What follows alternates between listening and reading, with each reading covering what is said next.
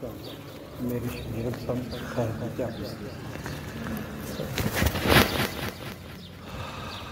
الحمدللہ والصلاة والسلام علی رسول اللہ۔ نماز جنازہ کسی بھی مسلمان کا دوسرے مسلمانوں پر آخری حق ہے۔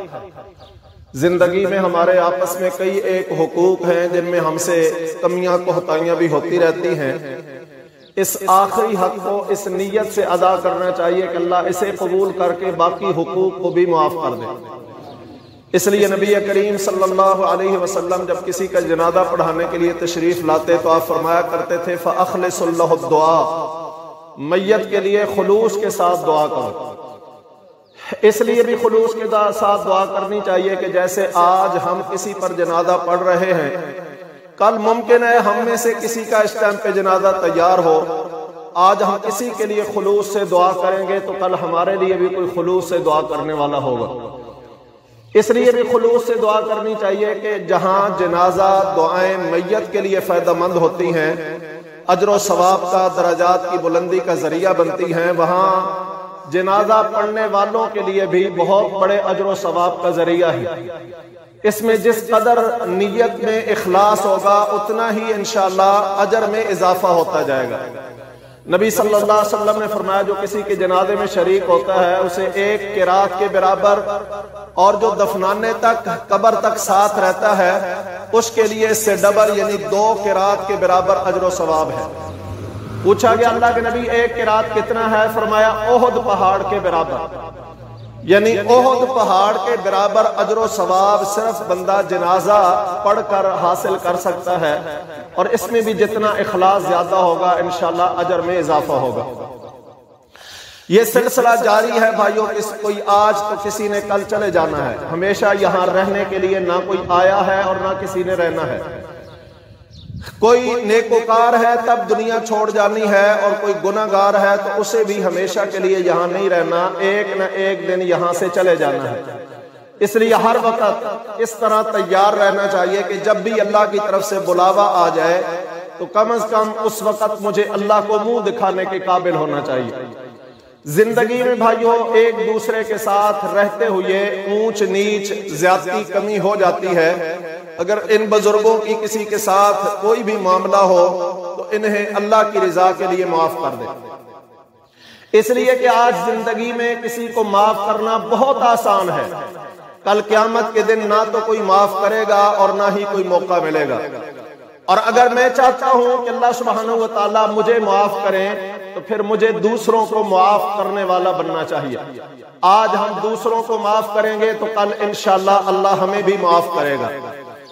یقیناً دنیا کے اندر رہتے ہوئے لین دین کے معاملات رہتے ہیں، اگر ان بزرگوں کے ساتھ کسی کا بھی کوئی لین دین ہو تو ان کے اہل خانہ سے ورثاء سے رابطہ کیا جا سکتا ہے۔ بھائیو اصل تو یہی جنازہ ہے میت کے لیے، جس میں اللہ کے نبی دعائیں کیا کرتے تھے، اور نبی صلی اللہ علیہ وسلم سے کوئی 6-7 دعائیں ہیں جو اللہ کے نبی جنازہ میں پڑھا کرتے تھے، اور صحابہ کرام جنازے کی دعائیں اللہ کے نبی کے پیچھے سن کر یاد کرتے تھے۔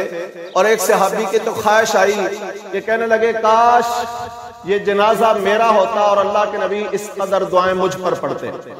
تو اللہ کے نبی زیادہ دعائیں پڑھتے تھے، ان دعاؤں کو یاد بھی کرنا چاہیے، جنازوں پہ پڑھنا چاہیے تاکہ کل ہمارے لیے بھی یہ ایسی ہی دعائیں پڑھی جائیں۔ نماز جنازہ سنتاً دونوں طرح ثابت ہے، آہستہ آواز میں اور اونچی آواز میں بھی۔ تو میں اونچی آواز میں اس لیے پڑھاؤں گا تاکہ جن بھائیوں کو دعائیں نہیں آتی وہ ساتھ پڑھ لیں اور ان دعاؤں کو یاد بھی کریں۔ اصل جنازہ ہے بھائیو، اس کے بعد اللہ کے نبی صلی اللہ علیہ وسلم میت کو اٹھا کر قبر پر لے جاتے، دفنانے کے بعد قبر مکمل ہونے کے بعد اللہ کے نبی قبر پر کھڑے ہو کر دعا فرماتے اور فرماتے اپنے بھائی کی ثابت قدمی کے لیے دعا کرو کہ وہ اس وقت سوال و جواب سے گزر رہا ہے۔ اب ہمارے ہاں اللہ اکبر،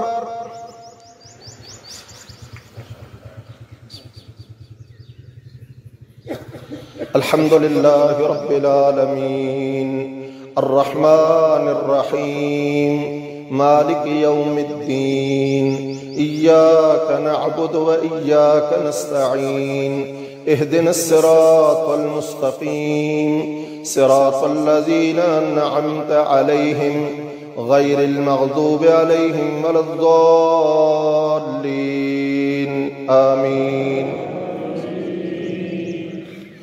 قل هو الله أحد الله الصمد لم يلد ولم يولد ولم يكن له كفوا أحد. الله أكبر. اللهم صل على محمد وعلى آل محمد كما صليت على إبراهيم وعلى آل إبراهيم إنك حميد مجيد. اللهم بارك على محمد وعلى آل محمد كما باركت على إبراهيم وعلى آل إبراهيم إنك حميد مجيد. الله أكبر.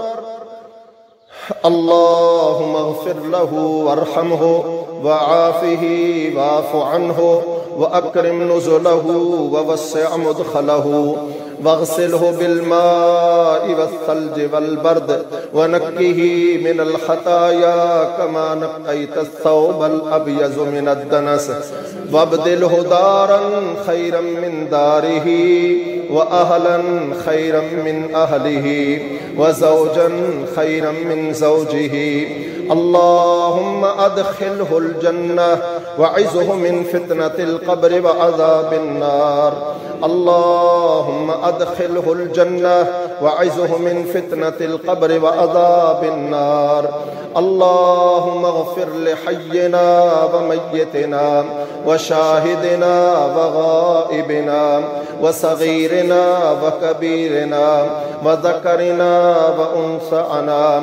اللهم من أحييته منا فأحيه على الإسلام ومن توفيته منا فتوفه على الإيمان. اللهم لا تحرمنا أجره ولا تفتنا بعده. اللهم لا تحرمنا أجره ولا تذلنا بعده. اللهم إنه عبدك وابن عبدك وابن أمتك كان يشهد أن لا إله إلا أنت وحدك لا شريك لك وأن محمدا عبدك ورسولك. جعلنا شفعاءه فشفعنا فيه. اللهم اغفر له وارحمه إنك أنت الغفور الرحيم. اللهم أنت ربه وأنت خلقته وأنت هديته إلى الإسلام وأنت قبضت روحه وأنت عالم بسره وعلانيته. إن كان محسنا فتجاوز عن سيئاته وإن كان محسنا فزد في إحسانه. اللهم أنت أهل الحق والوفاء فاغفر له وارحمه إنك أنت الغفور الرحيم. اللهم اغفر له وارحمه إنك أنت الغفور الرحيم. اللهم إن ممتاز أحمد في ذمتك وحبل جوارك فقه من فتنة القبر وعذاب النار. فقه من فتنة القبر وعذاب النار. فقه من فتنة القبر وعذاب النار. الله أكبر.